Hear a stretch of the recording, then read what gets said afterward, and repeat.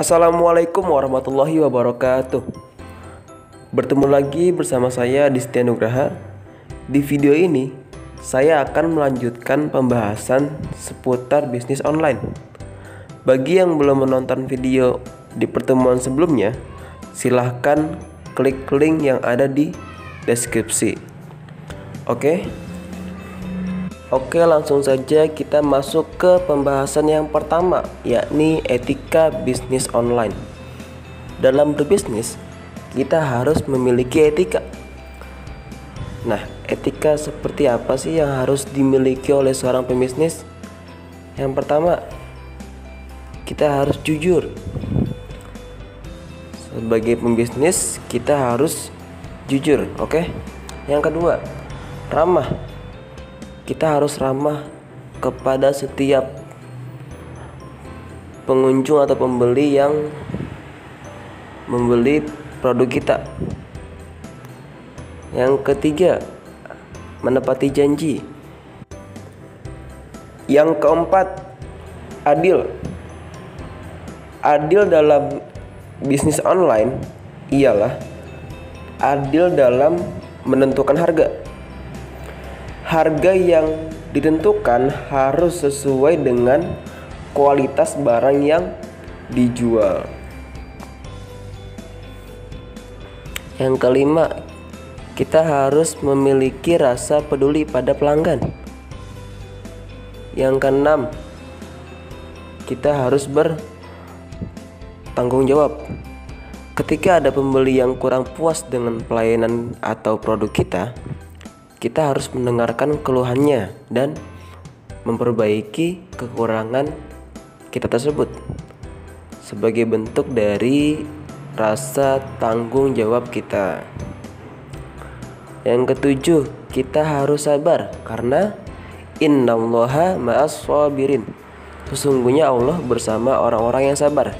Jadi intinya, kita harus sabar menghadapi setiap tantangan dan hambatan yang datang dalam bisnis kita. Nah, itu tadi etika bisnis online.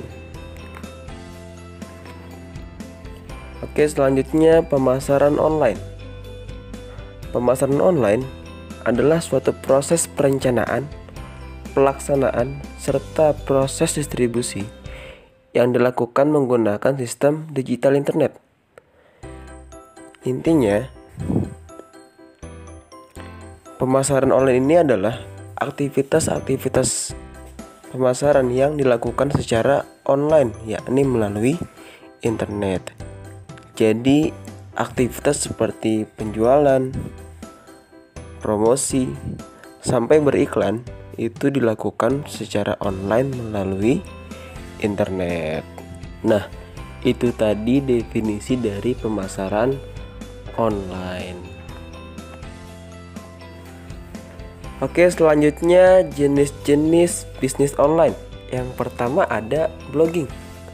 Blogging merupakan sebuah bisnis yang berkecimpung dalam dunia blog, yakni membuat konten yang menarik atau mempromosikan produk orang lain. Yang kedua ada paid writing.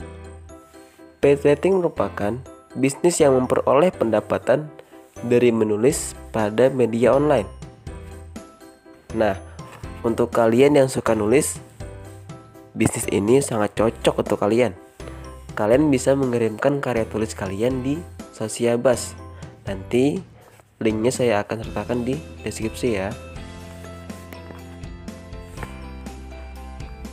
Yang ketiga ada affiliate atau reseller. Reseller merupakan jenis usaha menjual suatu barang dari tangan penjual pertama. Nah, untuk kalian yang tidak memiliki produk tapi ingin mendapatkan penghasilan, kalian bisa coba nih bisnis ini. Kalian bisa menjual produk orang lain dan mendapatkan keuntungan lewat produk tersebut.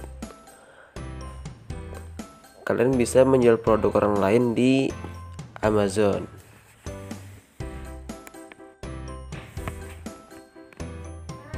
Yang keempat ada buying selling domains. Selling domain merupakan bisnis membeli domain dari provider yang ada kemudian dijual dengan harga yang lebih tinggi. Nah, kalau kalian tertarik dengan bisnis ini, kalian bisa pelajari situs dewaweb.com. Oke. Yang kelima ada selling photo. Selling photo merupakan bisnis atau usaha yang banyak diminati oleh fotografer. Mereka menjual foto melalui blog atau web. Nah, untuk kalian yang suka foto-foto dengan kamera, kalian bisa jual foto kalian di website Microstock. Nanti linknya saya akan sertakan di deskripsi. Oke. Dan yang terakhir ada support and service. Support and service merupakan jenis bisnis online bagi webmaster dengan menjual jasa membuat blog atau website atau menawarkan jasa SEO blog atau website bagi pakar SEO. Nah, kalau kalian sudah jago membuat website dan website kalian sudah mendapatkan penghasilan dan traffic atau pengunjung yang banyak, bisnis ini sangat cocok untuk kalian. Kalian bisa membuatkan orang lain website sehingga nantinya website tersebut bisa sukses seperti website yang kalian miliki. Nah, tentu saja kalau website itu sukses atau banyak pengunjung seperti punya kalian, pasti website yang kalian buat itu akan memiliki harga jual yang tinggi dan kalian bisa mendapatkan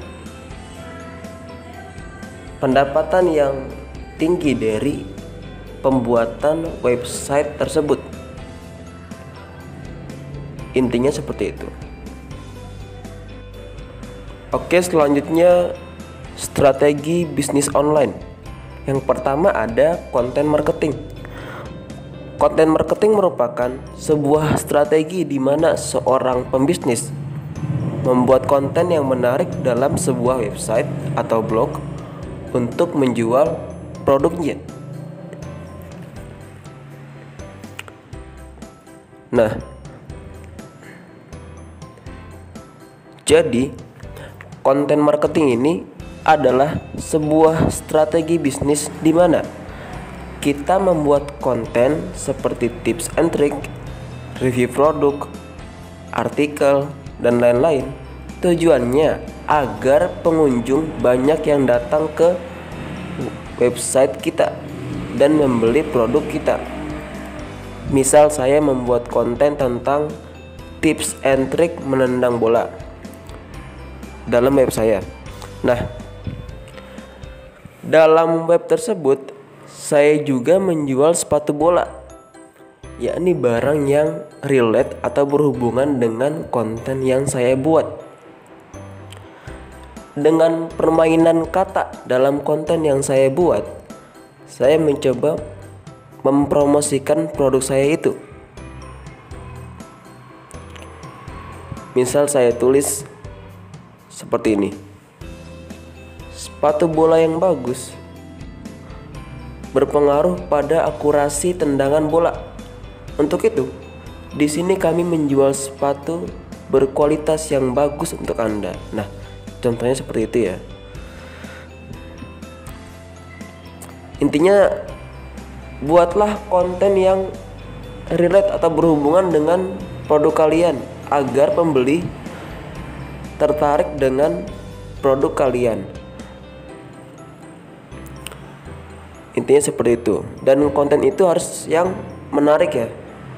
Oke?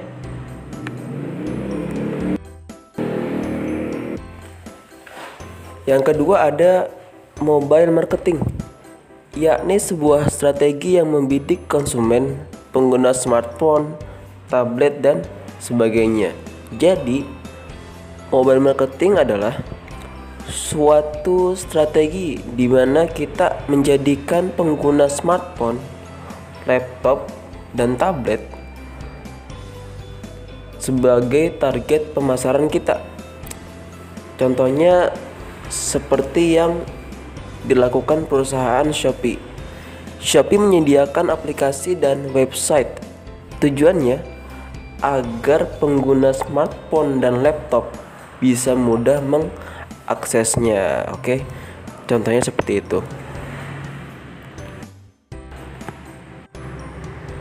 Yang ketiga ada continuous marketing. Continuous marketing merupakan salah satu strategi pemasaran yang menggunakan kecanggihan teknologi berupa Twitter dan Facebook atau yang dikenal dengan media sosial. Jadi, continuous marketing ini adalah suatu strategi di mana kita memanfaatkan media sosial seperti Facebook dan Twitter. Tujuannya untuk memperkenalkan produk kita.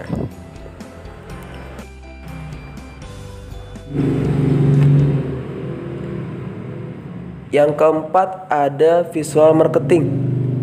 Visual marketing merupakan strategi yang lebih mengedepankan tampilan visual pada produk yang ditawarkan. Jadi visual marketing ini merupakan strategi yang memanfaatkan visual seperti gambar atau video untuk memperkenalkan produk yang kita jual. Nah, kita bisa memposting video atau gambar kita di YouTube atau Instagram. Nah, itu visual marketing. Yang kelima ada personalized marketing. Personalized marketing atau yang disebut dengan one-to-one marketing merupakan jenis strategi pemasaran yang mengedepankan konsumen secara personal. Nah, untuk mempermudah memahami strategi ini, saya akan memberikan sebuah contoh. Misal saya seorang penjual kopi dan kalian seorang pembeli ya. Setiap hari kalian datang ke kedai saya untuk membeli kopi yang saya buat.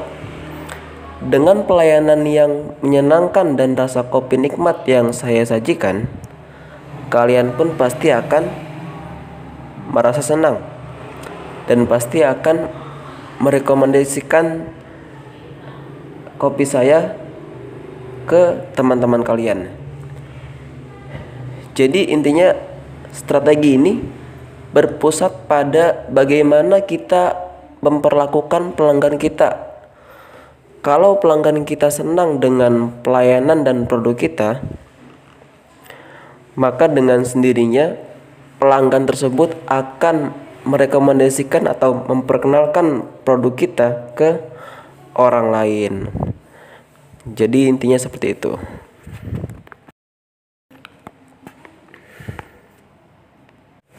Oke, pembahasan kita yang terakhir yakni cara memulai bisnis online.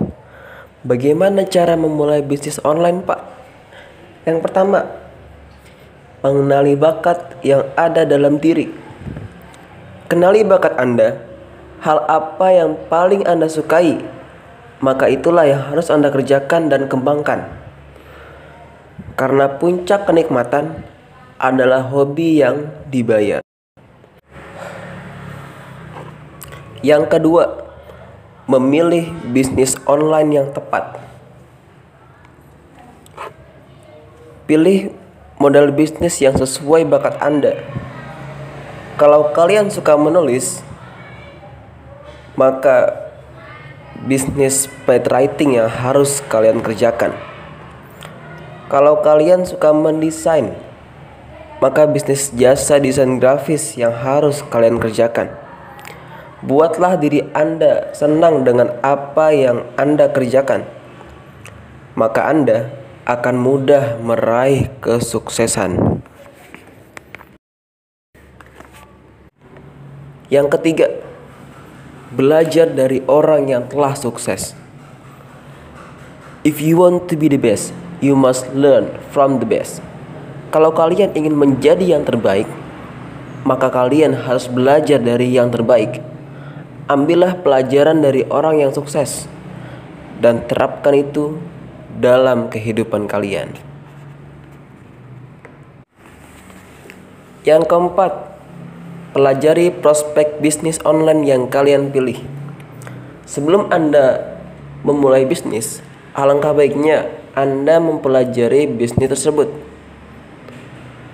dan pikirkan apakah dalam jangka panjang ke depan prospek bisnis itu akan baik atau bahkan akan buruk.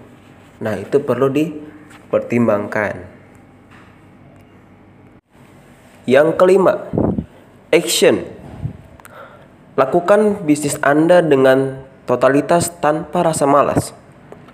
Karena sukses tidaknya bisnis itu ditentukan oleh diri Anda sendiri. Oke, mungkin cukup sekian dari saya.